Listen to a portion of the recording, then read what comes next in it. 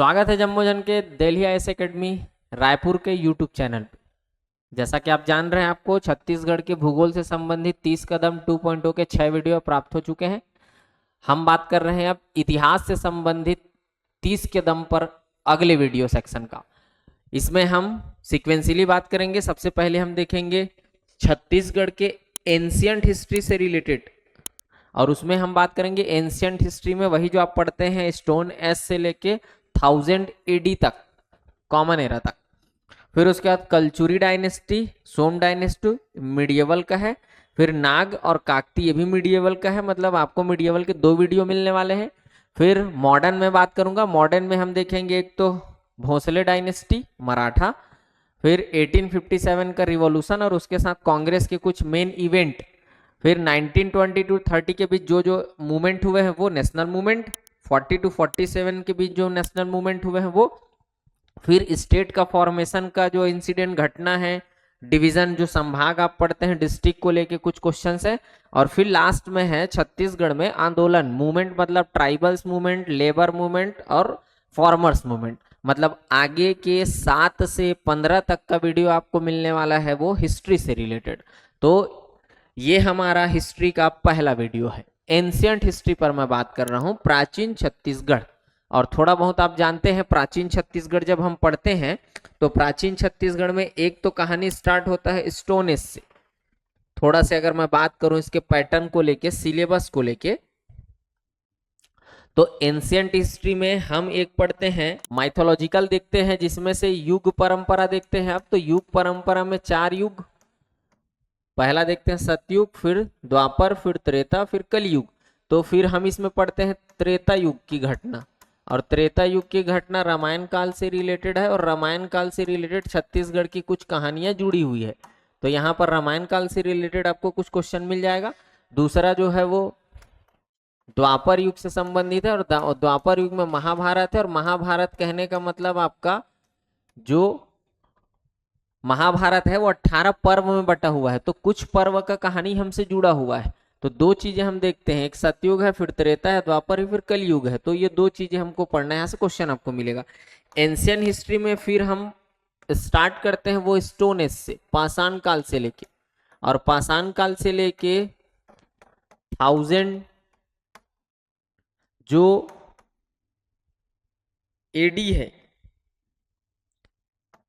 या आप बोल सकते हैं कॉमन एरा सी जो है, उस पर मैं बात करूंगा 1000 एडी तक या फिर सी तक।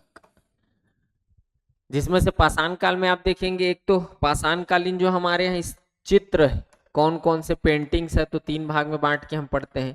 फिर उसके बाद देखते हैं छत्तीसगढ़ में कौन कौन से पाषाण कालीन स्थल है। फिर आप पढ़ते हैं कि छत्तीसगढ़ में कहाँ कहाँ से पाषाण काल के टूल्स, औजार प्राप्त हुए हैं। फिर आप पढ़ते हैं कि छत्तीसगढ़ में कौन कौन सा मेगालिथिक एज से संबंधित साइट्स हैं, तो पाषाण काल में मिलेगा। फिर आप डायनेस्टी के फॉर्म में पढ़ते हैं तो मगध रीजन, मगध में मौर्य डायनेस्टी पढ़ते हैं आप, मौर्य डायनेस्टी आप देखेंगे। फिर उसमें ब्राह्मण वंश जब देखते हैं तो सातवाहन हम पढ़ते हैं। फिर गुप्त डायनेस्टी से समुद्रगुप्त से लेके उनका विजय अभियान हम देखते हैं, और उसी से जुड़ता है हमारा नल और वाकाटक यहाँ के इतिहासकारों के अनुसार। फिर एंशियंट हिस्ट्री में हम लोकल डायनेस्टीज में पढ़ते हैं, स्थानीय वंश में हम पढ़ते हैं, वो है आपका राजर्षि तुल्य कुल, एक, दूसरा सरभपुरी, तीसरा पांडु, सिरपुर के खास करके, ऐसे तो सोमवंश देखेंगे आप, और फिर है वो है बाण वंश। ये एंशियंट हिस्ट्री है। सिलेबस आपको थोड़ा सा मैं रिकॉल करा दिया हूं, पहले क्वेश्चन पर चल रहे हैं हम। पहला प्रश्न है sir, in which of the following places in Chhattisgarh have remains of the megalithic civilisation been found. निम्नलिखित में से किस स्थल से मेगालिथिक एज, महापाषाण काल के अवशेष प्राप्त होते हैं। तो जब हम महापाषाण काल पढ़ते हैं तो महापाषाण काल के जितने हमारे यहाँ एविडेंस अवेलेबल है वो सेंट्रल रीजन से है। और सेंट्रल रीजन कहने का मतलब 2 डिवीजन के जिले, एक तो है आपका दुर्ग डिवीजन का जिला, दुर्ग डिवीजन का जिला है, यह है दुर्ग डिवीजन, जिसमें से ये जिला है बालोद, ये आपका बालोद डिस्ट्रिक्ट है। यहां से अगला डिवीजन है बिलासपुर, और ये आपका बिलासपुर डिस्ट्रिक्ट है। तो बालोद और बिलासपुर, बालोद बहुत सारा नाम सुने होंगे आप, चिड़चारी, सोरर, करही भदर, करका भाटा, मुजगहन, कुलिया, ऐसा नाम मिला होगा। और बिलासपुर में मल्हार। तो देख लीजिए कहाँ से महापाषाण सभ्यता के आपको साक्ष्य मिलते हैं छत्तीसगढ़ में। तो मुजगहन है, कुलिया है, ऐसा चिड़चारी, सोरर, करही भदर, करका भाट, ये सब बालोद में पड़ता है, धनोरा वगैरह। तो ऑप्शन बी इसका करेक्ट आंसर है। मुजगहन बालोद में स्थित है।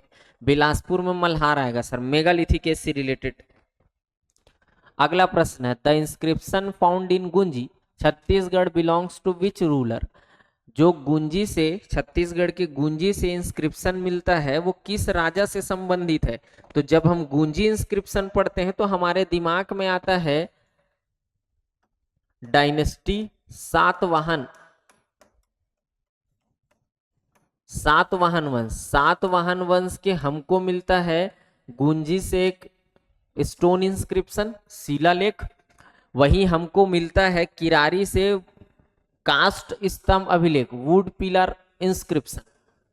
इसके अलावा सेमरसल जो कि आज मुंगेली का पार्ट है, वहां से हमको पाली भाषा में लिखा हुआ कुछ मिलता है। तो पहले अगर इस पर बात किया जाए शिलालेख पर, तो गुंजी शिलालेख दमोधारा या वही बदला हुआ रूप, गुंजी का दमोधारा बदला हुआ रूप, उसी का धारा को दरहा बोलते हैं, तो उसी को बोल देते हैं दमऊ दरहा। दमऊ दरहा इस पास से एक चट्टान लेख मिला हुआ है जिसमें कुमार वरदत्त, राजकुमार वरदत्त नाम का व्यक्ति का जिक्र है, जिसको छत्तीसगढ़ के इतिहासकार जो है वो सातवाहन वंश का राजा मानते हैं। और इसी कुमार वरदत्त के इस गुंजी शिलालेख के अकॉर्डिंग इनके अमात्यों ने, इनके मंत्रियों ने 2 बार हजार हजार काउस, गाय दान दिए थे। इसका भी जिक्र यहाँ से होता है, 2 बार हजार हजार गायें दान किए थे। तो गुंजी शिलालेख का संबंध जो है वो सातवाहन वंश से है। दमोधारा, अगर गुंजी का वर्तमान लोकेशन देखें तो आप जानते भी होंगे कि डिस्ट्रिक्ट रीऑर्गेनाइजेशन के बाद ये शक्ति जिला का पार्ट है आज, लेकिन शक्ति पहले जांजगीर का पार्ट था। जांजगीर 1998 के पहले बिलासपुर का पार्ट था। तो कहीं आपको ऐसा कुछ मिले तो भी उस पर ध्यान देंगे, अवेयर रहेंगे। कुमार वरदत्त से संबंधित है सर, सातवाहन डायनेस्टी का किंग था। क्वेश्चन है, which king of Kosala was defeated by Samudragupta. Samudragupta ने किस कोसल के राजा को पराजित किया था। और जब ये आता है तो इस पर बात होता है प्रयाग प्रशस्ति को लेके। प्रयाग इलाहाबाद, प्रशस्ति का मतलब है बड़ाई। तो इलाहाबाद के, वही आज का जो प्रयागराज है, वहां से एक इंस्क्रिप्शन मिलता है जिसको प्रयाग प्रशस्ति अभिलेख बोलते हैं। इसमें आर्यवर्त दक्षिणावर्त या उत्तरापथ दक्षिणापथ का विजय अभियान का जिक्र है, जिसमें से दक्षिणापथ या दक्षिणावर्त के विजय अभियान की कहानी छत्तीसगढ़ से जुड़ती है। और दक्षिणावर्त विजय अभियान के दौरान इन्होंने दक्षिण के 12 राजाओं को पराजित किया, जिसमें सबका नाम मिलता है उस इंस्क्रिप्शन में। कोसल के राजा का नाम मिलता है महेंद्र, और महाकांतार के राजा का नाम मिलता है व्याघ्रराज। ये डिस्कस किया गया है। तो पूछा जा रहा है कोसल के किस राजा को समुद्रगुप्त ने हराया था, तो उसका नाम है Mahendra. Option A correct answer है। महाकांतार के किस राजा को हराया है, तो उसका नाम है, वो है व्याघ्रराज। प्रयाग प्रशस्ति समुद्रगुप्त से जुड़ा हुआ है, जिसमें उनके विजय अभियान का जिक्र है। हरिसेन आप नाम सुनते होंगे, लिखे हरिसेन जो है, तो समुद्रगुप्त से रिलेटेड प्रयाग प्रशस्ति, और उसके अकॉर्डिंग कोसल के जिस राजा को पराजित किया उसका नाम है महेंद्र। वो जानना है आपको। अगला क्वेश्चन है, to which dynasty did Ishan Dev belongs information about which is obtained from Kharod. Kharod अभिलेख जो है ईशान देव से संबंधित है, वह किस वंश से जुड़ा हुआ है, ये पूछा जा रहा है। मतलब डायनेस्टी का नाम पूछा जा रहा है। ईशान देव ये जानते होंगे आप, व्यक्ति का नाम है, जिनका नाम है वो है इंद्रबल, जो कि फाउंडर है। इंद्रबल, इंदल देउल, इंद्रपुराज का खरौद यही बसाने वाला व्यक्ति है। फाउंडर है सिरपुर के पांडु डायनेस्टी का या कोसल के सोमवंश का। कोसल में सोमवंशी थे, सिरपुर उनका कैपिटल बना, इसलिए सिरपुर के पांडुवंशी बोलते हैं। अब पांडुवंशी क्यों बोलते हैं, तो सिरपुर का कनेक्शन आप जानते होंगे, सिरपुर महाभारत से जुड़ा हुआ है और अर्जुन से जुड़ा हुआ है। चित्रांगद नाम के राजा हुआ, उसी के नाम से सिरपुर का नाम पड़ा चित्रांगदपुर। उनकी पुत्री थी चित्रांगदा, एकमात्र संतान, और उसी चित्रांगदा का विवाह अर्जुन से हुआ था। और अर्जुन और चित्रांगदा का पुत्र ही भब्रुवाहन है। और सिरपुर का कनेक्शन यहाँ के जो व्यक्ति हैं हरि ठाकुर जी छत्तीसगढ़ गाथा में बताते हैं कि ये महाभारत से संबंधित स्थल है। और यहीं पर कोसल रीजन का ये पार्ट था सिरपुर। इसी सिरपुर से कैपिटल बना के जो राज किया है वो है डायनेस्टी सोमवंश, और उसको बोलते हैं सिरपुर के पांडुवंश, क्योंकि पांडु पुत्र थे अर्जुन। ऐसा ये नहीं समझ लेना है कि इनका सरनेम पांडु था, क्या अर्जुन से जुड़ा हुआ, इसलिए इतिहासकार इसको सिरपुर के पांडुवंश बोलते हैं। और इंद्रबल के 4 संतानों का जिक्र होता है। नन फर्स्ट जो अगला उत्तराधिकारी हुआ, पुत्र था इनका भवदेव, ईशान देव, सुरबल। तो ईशान देव के बारे में पूछा जा रहा है। ईशान देव जिनकी जानकारी खरौद में मंदिर है फेमस, जिसको बोलते हैं लक्ष्मणेश्वर महादेव, उसी लक्ष्मणेश्वर टेम्पल का निर्माण करवाए है। यही वही लक्ष्मणेश्वर है, लखनेश्वर महादेव मंदिर का निर्माण करता ईशान देव। वहीं से इंस्क्रिप्शन मिलता है, खरौद इंस्क्रिप्शन बोलते हैं, उस मंदिर से अभिलेख मिला हुआ है। तो खरौद ईशान देव से जुड़ा हुआ है, और ईशान देव जिस डायनेस्टी से जुड़ा हुआ है वो है सिरपुर के पांडु वंश। तो उत्तर है ऑप्शन ए। अगला प्रश्न है, सरबपुरी वंश की राजमुद्रा में निम्नलिखित में से कौन सा चिन्ह मिलता है। जब आप सरबपुरी डायनेस्टी पढ़ते हैं तो इसका फाउंडर पढ़ते हैं सरभराज, सरब या सरभराज, ये फाउंडर है। इनका उत्तराधिकारी हुआ जिनका नाम था नरेंद्र, और इनका उत्तराधिकारी उनका नाम है प्रसन्न या प्रसन्न मात्र। गंगाधरी शक्तिमान है, वही प्रसन्न है, वही प्रसन्न मात्र है। प्रसन्न मात्र इनके सोने के सिक्कों पे नाम मिलता है, अभिलेखों में इनका नाम होता है प्रसन्न।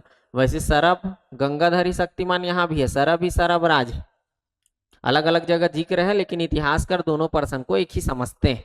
प्रसन्न मात्र के 2 पुत्रों का जिक्र होता है, फिर दुर्गमान मात्र और जयराज, ऐसा कुछ सुने होंगे, जयराज दुर्गमान मात्र। कुछ इतिहासकार पूरे को एक ही बोलते हैं, जयराज दुर्गमान मात्र, लेकिन कई इतिहासकार बोलते हैं उसके 2 पुत्र थे। इसी में से आगे पढ़ते हैं तो एक नाम आप सुनते हैं व्याघ्रराज, व्याघ्रराज। और व्याघ्रराज का फेमस इंस्क्रिप्शन है जिसको बोलते हैं मल्लार इंस्क्रिप्शन, मल्लार अभिलेख, या आज का वही मल्हार है। मल्हार से इनका एक अभिलेख मिलता है। उसी अभिलेख में कुछ हमको क्लूज मिलते हैं, कुछ जानकारियां हमको मिलती है एविडेंस के फॉर्म में, जिसमें से एक फेमस जानकारी है, इसमें जिक्र होता है अमरार कुल का। इसी सरबपुरी वंश के लिए एक टर्म्स है अमरार कुल। ये जानकारी हमको इसी मल्लार इंस्क्रिप्शन से मिलता है। दूसरा चीज इसी से जानकारी मिलता है, प्रसन्न मात्र ने प्रसन्नपुर जो बसाया था उसका जिक्र किया गया है कि निडीला नदी के किनारे है। तो आप जब जियोग्राफी पढ़ते हैं तो पढ़ते होंगे मल्हार आज का ही प्रसन्न, आज का जो मल्हार है वो इतिहास के प्रसन्न मात्र के द्वारा बसाया गया प्रसन्नपुर है। और मल्हार बैंक ऑफ सिटी या रिवर साइड लोकेशन है, और नदी एक बह रही है वो है लीलागर। तो फिर पढ़ते हैं आप, निडीला का प्राचीन नाम लीलागर है एंशियन हिस्ट्री के अकॉर्डिंग। फिर यही जिक्र है कि इनकी जो राजमुद्रा थी वो गजलक्ष्मी थी, इसी मल्लार इंस्क्रिप्शन में। 3 मेन आउटपुट्स हमको मिलते हैं, जिसमें से नाम लिया हूं व्याघ्रराज है, और डायनेस्टी अगर देखा जाए तो वो है सरबपुरी डायनेस्टी। तो सरबपुरी डायनेस्टी की जो राजमुद्रा है वो है Gajalakshmi. Option C correct answer है। Which of the following symbols found in the royal seal of the Sarabhpuri dynasty? क्या है? गजलक्ष्मी। अगला है, which ruler is mentioned in the Pali Shiv temple? Pali के शिव मंदिर से किस शासक का उल्लेख प्राप्त होता है? तो जैसा कि आप पढ़ते हैं पाली है कहाँ, कोरबा में, और यहाँ पर एक एंशियंट शिव मंदिर है, और इस शिव मंदिर से कहानी मिलता है विक्रमादित्य नाम के एक राजा का। महामंडलेश्वर मल्लदेव के पुत्र विक्रमादित्य से जुड़ा हुआ है और हिस्टोरियंस इसकी कहानी जोड़े हैं जिस डायनेस्टी से, वो है बान, बान डायनेस्टी, बान वंश है। तो बान वंश से जुड़ा हुआ है पाली का शिव मंदिर, वो देख सकते हैं आप। विक्रमादित्य नाम बोला हूं मैं, तो ऑप्शन बी इस क्वेश्चन का करेक्ट आंसर है, विक्रमादित्य।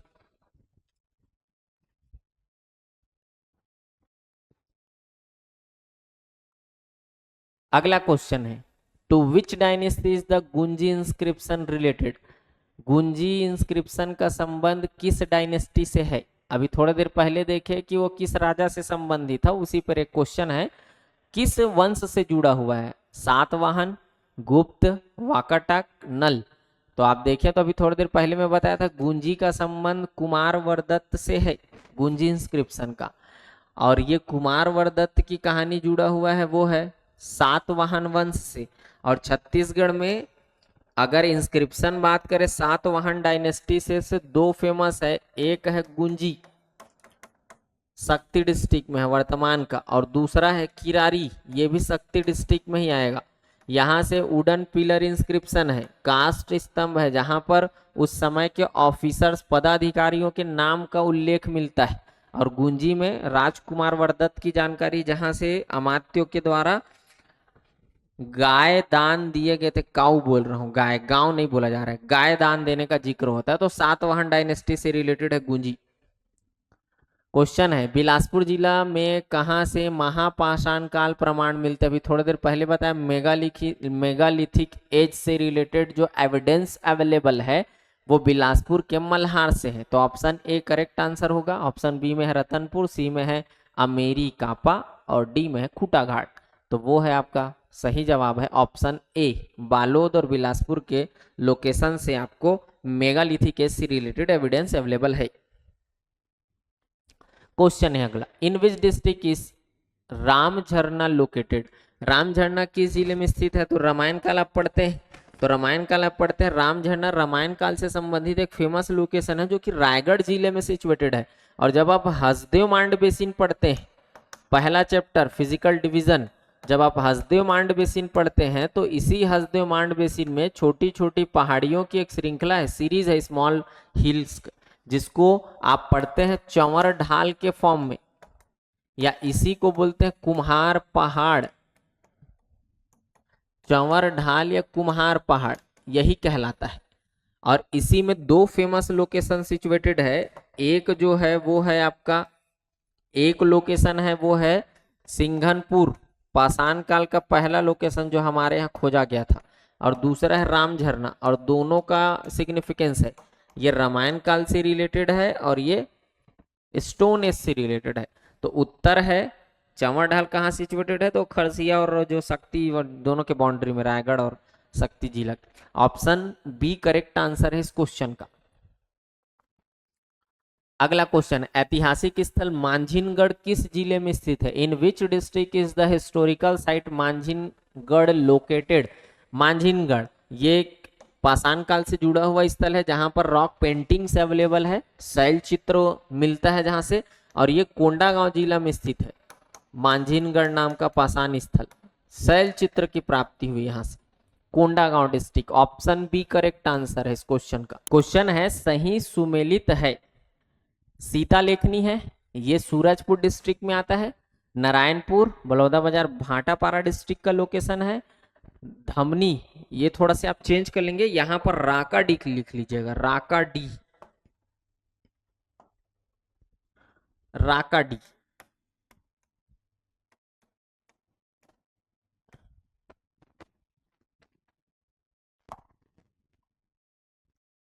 राकाडी,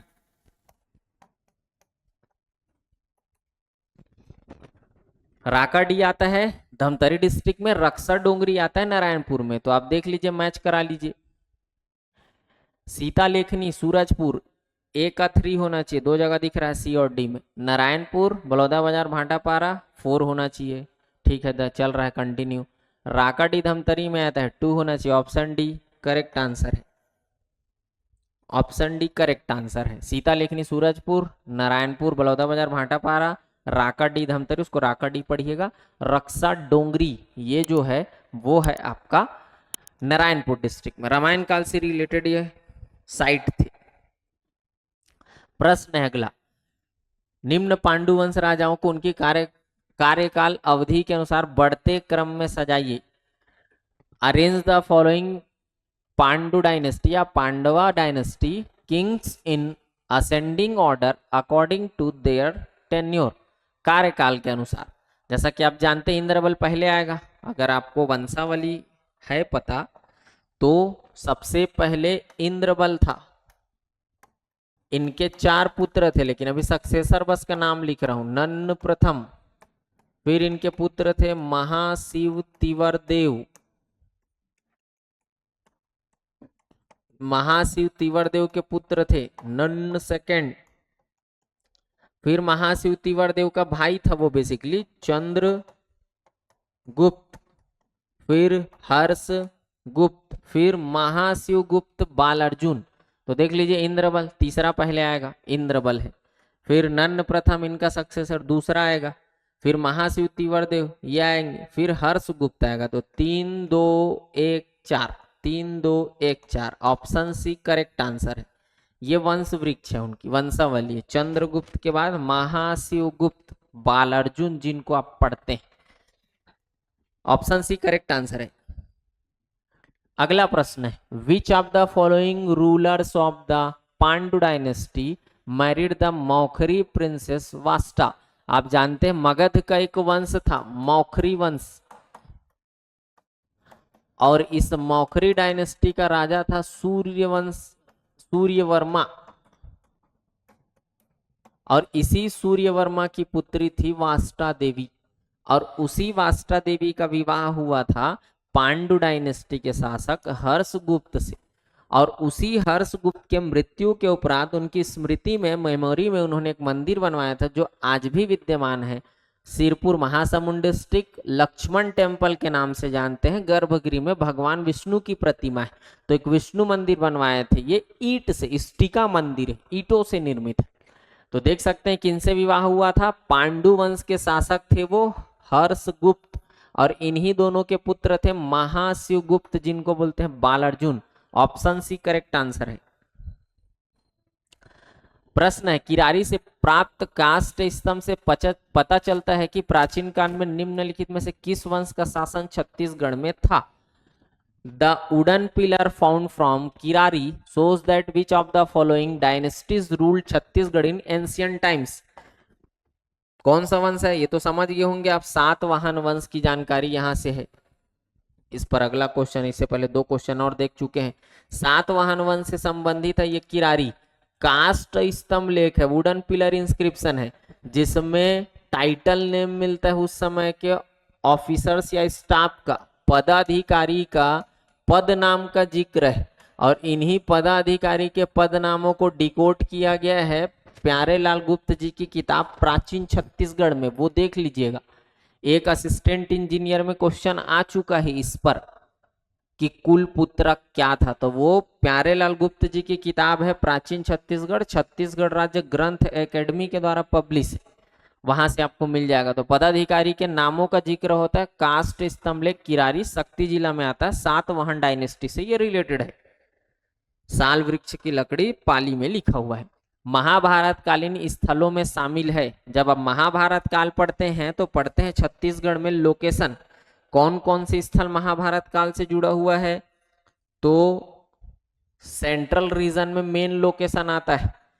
सेंट्रल रीजन कहने का मतलब बिलासपुर, रायपुर, दुर्ग।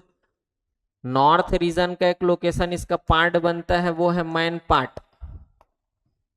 छत्तीसगढ़ गाथा के अकॉर्डिंग बोल रहा हूं। मैन पार्ट कहाँ आता है सर? सरगुजा में आता है। तो मैन पार्ट की कहानी जुड़ा हुआ है। जो विराट नगर के गायों का हरण हुआ था, महाभारत देखे होंगे तो आप, तो गाय जो हरे रही ना वो इंचल हरे का थे, वो गाथा में जो हरि ठाकुर जी लिखते हैं। फिर सेंट्रल रीजन का पार्ट है, उसमें से सुने भी होंगे आप, वन पर्व में जिक्र आता है अकॉर्डिंग टू पंडित लोचन प्रसाद पांडे। तो एक तो याद रखना है, बिलासपुर का लोकेशन है, रतनपुर एक लोकेशन है, जांजगीर चांपा का वो गुंजी वन पर्व के अकॉर्डिंग ऋषभ तीर्थ का जिक्र करते हैं लोचन प्रसाद पांडे जी, रायपुर का आरंग, महासमुंद का सिरपुर खल्लारी और धमतरी का सिहावा, जहां भगवान परशुराम ने तपस्या किया था और यहीं पर शिक्षा प्राप्त किए थे, बोलते हैं कर्ण ने। तो देख लीजिए आप, मैन पार्ट का संबंध है विराटनगर के गायों का हरण, सिहावा जहां भगवान परशुराम ने तपस्या की थी और वहीं पर ही कर्ण को शिक्षा प्राप्त हुआ था परशुराम, भगवान परशुराम से। नगपुरा का कोई कनेक्शन नहीं है, डोंगरगढ़ का महाभारत से कनेक्शन नहीं है। मैं बोल रहा हूं छत्तीसगढ़ गाथा बाई हरि ठाकुर, उनके अनुसार यह कहानी। तो ऑप्शन एक और दो मतलब जो सही है वो तो देख सकते हैं आप, ऑप्शन बी इस क्वेश्चन का करेक्ट आंसर होगा सर, ऑप्शन बी। अगले क्वेश्चन की ओर चल रहे हैं। Which statement is not correctly regarding Turturiya, Turturiya के संबंध में कौन सा कथन सही नहीं है, सही नहीं है बोला जा रहा है, सही है नहीं बोल रहे, सही नहीं है। यह बार नवापारा अभ्यारण्य में स्थित है, हाँ बिल्कुल हम पढ़ते हैं बार नवापारा अभ्यारण्य क्षेत्र का एक लोकेशन रामायणकालीन स्थल है तुरतुरिया। यह महासमुंद जिला में आता है, नहीं, जो इसके लिए पूछा जा रहा है तुरतुरिया है वो बलौदाबाजार भाटापारा डिस्ट्रिक्ट का पार्ट है, तो यही कथन गलत है। यहाँ वाल्मीकि ऋषि का आश्रम है, पढ़ते हैं रामायणकालीन स्थल है जहाँ ऋषि वाल्मीकि का आश्रम था। फिर आप और पढ़ते हैं कि जब माता सीता का त्याग किया गया था तो वाल्मीकि ऋषि आश्रम में ही वो आश्रय पाई थी और यहीं पर लव और कुश नामक दो बच्चे को जन्म भी दी थी माता सीता ने। यह रामायण काल का एक महत्वपूर्ण स्थल है, बिल्कुल है, ऑप्शन बी करेक्ट आंसर है, क्योंकि सही नहीं है बोला जा रहा है। ये तुरतुरिया जो है वो बलौदाबाजार भाटापारा जिला का पार्ट है। क्वेश्चन है अगला, information about the Rajarshi Tulyakul dynasties obtained from which of the following inscription. Rajarshi Tulyakul वंश एंशिएंट हिस्ट्री में पढ़ते हैं, लोकल डायनेस्टी जब रीजनल डायनेस्टीज पढ़ते हैं तो ये फर्स्ट डायनेस्टी है।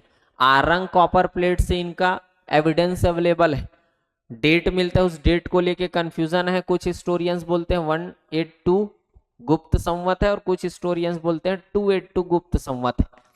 और आरंग कॉपर प्लेट है जिसमें 6 राजाओं के नाम का जिक्र होता है, इसी में गांव दान देने का भी उल्लेख मिलता है।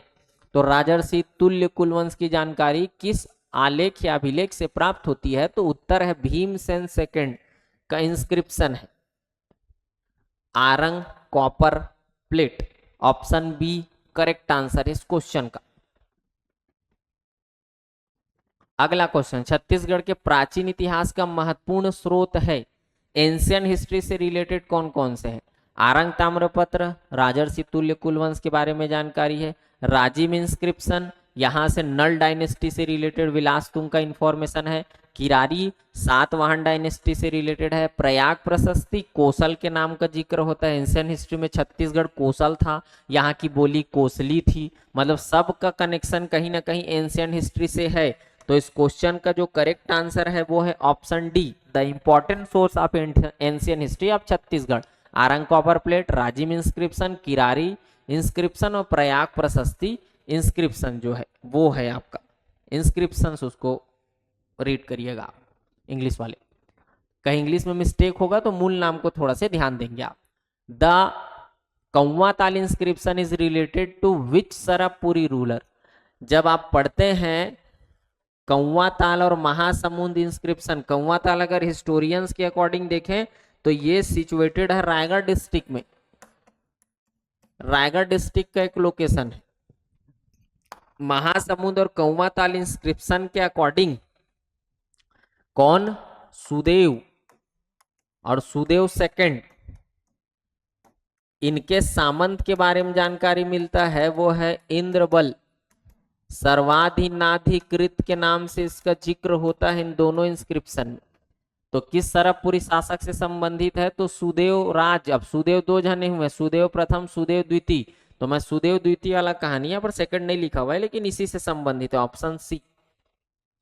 सामंत था इंद्रबल और फाइनली इसी सरबपुरी डायनेस्टी को ही हटा के कोसल रीजन पे इंद्रबल ने एक नई डायनेस्टी की स्थापना की जिसको आप पढ़ते हैं सिरपुर के पांडु वंश या कोसल के सोमवंशी।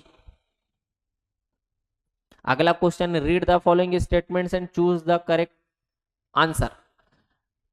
सिरपुर का लक्ष्मण मंदिर सरबपुरी शासकों ने बनवाया था, यही गलत है। सही आंसर पढ़ना है, मतलब ये तो गलत हो गया क्योंकि वो बनवाया पांडु वंश, अभी नाम भी लिया था, वास्टा देवी ने अपने हर्षगुप्त उनकी मृत्यु के उपरांत बनवाए हैं, ईंटों का मंदिर है।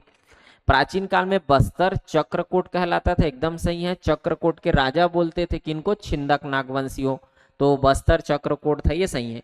भोरमदेव मंदिर शिलालेख फनी नागवंश से संबंधित है, ये भी सही है क्योंकि फनी नाग डायनेस्टी से रिलेटेड दो फेमस इंस्क्रिप्शन है, एक तो भोरमदेव है और दूसरा मड़वा महल है, ये दो इंस्क्रिप्शन है। तो स्टेटमेंट सेकंड एंड थर्ड जो है वो करेक्ट है, सही है। तो ऑप्शन होगा ऑप्शन सी, दूसरा तीसरा जो कथन है वो सही है। तो देख सकते हैं आप, ऑप्शन सी करेक्ट आंसर है। अगला प्रश्न है, which ruler of the Som dynasty first assume the title of Trikalingadhipati. जैसा कि आप जानते होंगे उत्कल सोमवंशी जब हम पढ़ते हैं किसमें, एंशियंट हिस्ट्री में, जब सोम डायनेस्टी हम पढ़ते हैं तो सोमवंश को हम तीन भाग में बांट के पढ़ते हैं। एक सोम जिन्होंने मैकल रीजन पे रूल किया था, मैकल के सोमवंशी है।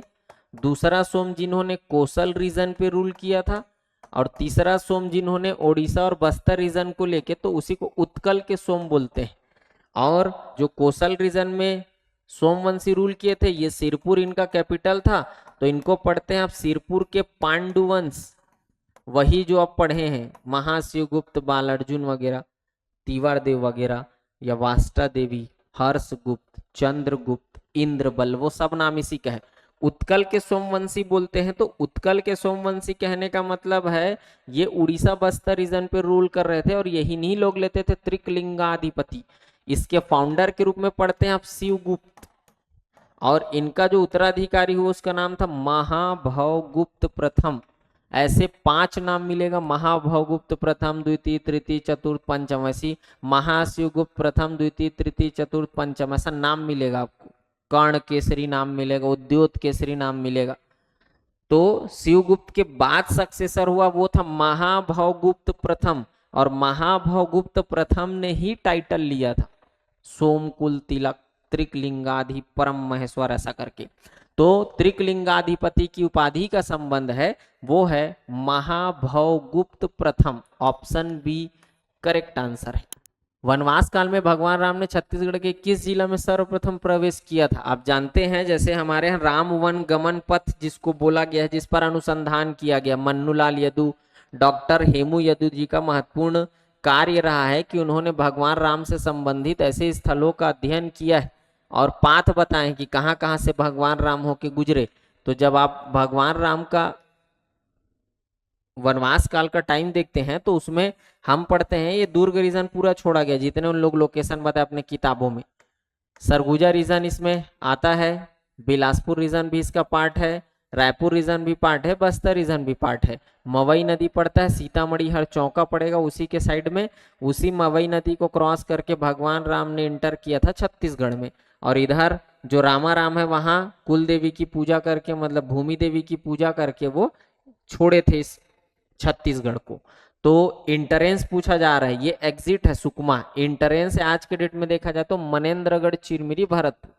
पहले अगर देखते हो 2022 सितंबर के पहले तो उत्तर होता कोरिया, अभी है मनेन्द्रगढ़, चिरमिरी, भरतपुर, जहां से भगवान राम ने वनवास काल में इंटर किया था।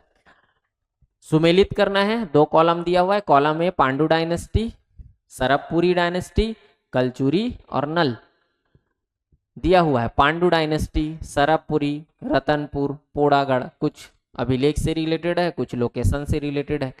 पांडु वंश की राजधानी नो डाउट जानते हैं आप, सिरपुर था। ए का 1 होगा।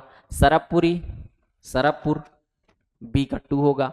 कलचुरी वंश की राजधानी रतनपुर थी, और नल वंश से संबंधित एक अभिलेख, ऐसे तो आप पढ़े होंगे नल डायनेस्टी संबंधित 5 मेजर इंस्क्रिप्शन है, 2 शिलालेख है, 3 जो है रिद्धिपुर, केसरी बेड़ा, ऐसा सुने होंगे। रिद्धिपुर है, केसरी बेड़ा है, पांड्या पाथर है, पोड़ागढ़ है और राजिम शिलालेख है। ये सब नल डायनेस्टी से रिलेटेड है। कौन कौन से राजा से है वो आप देख लीजिएगा। तो A1 2 3 4 ये ऑप्शन एक करेक्ट मैच सुमेलित कर रहा है दोनों कॉलम से रिलेटेड। अगला क्वेश्चन है, दिया गया है टाइम पीरियड है और साइट है। जैसा कि हम पढ़ते हैं ये सब टूल्स को लेके, स्टोन टूल्स, पाषाण औजार को लेके ये सुमेलित करने बोला जा रहा है।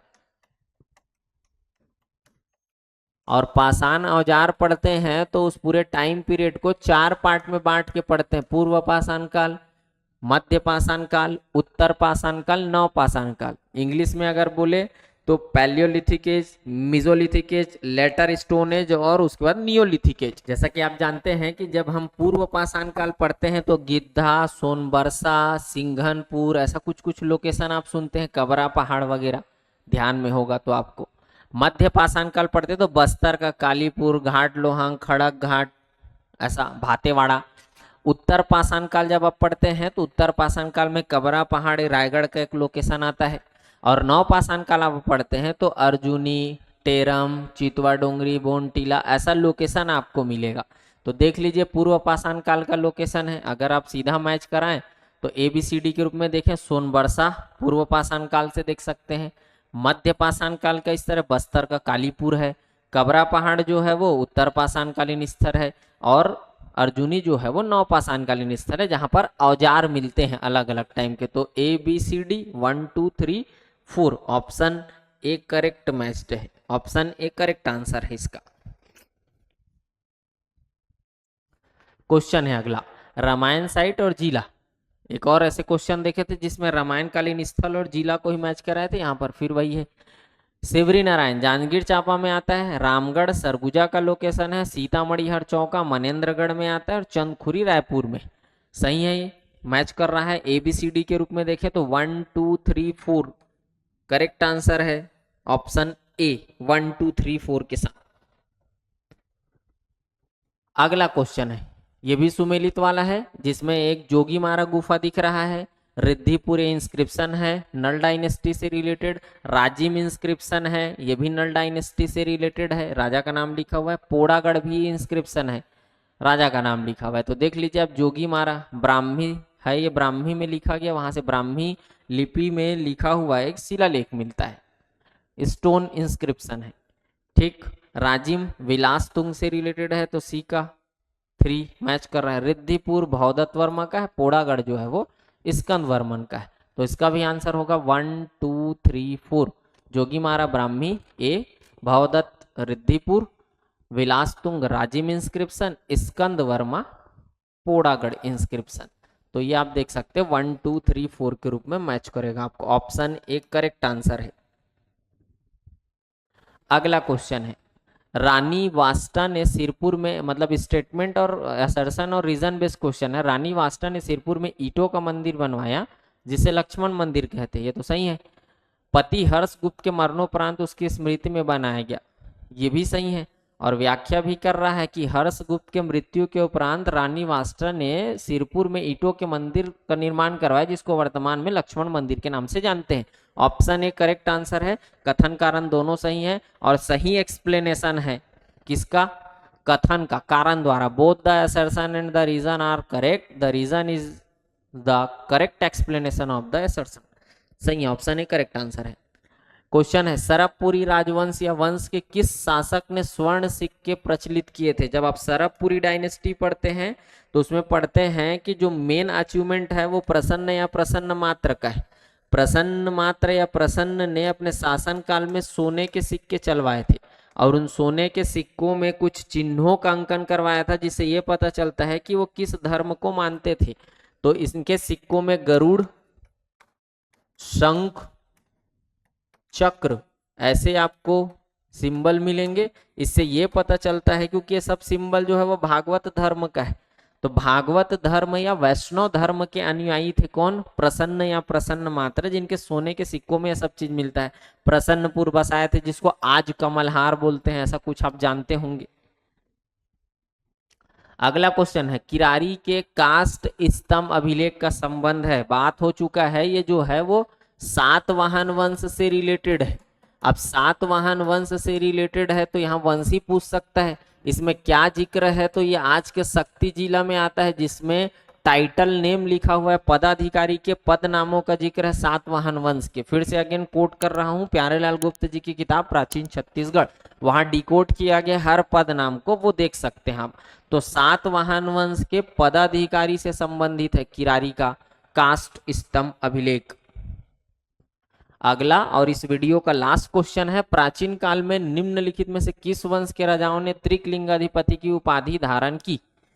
इन ancient time the king of which of the following dynasties assume the title of त्रिकलिंगाधिपति?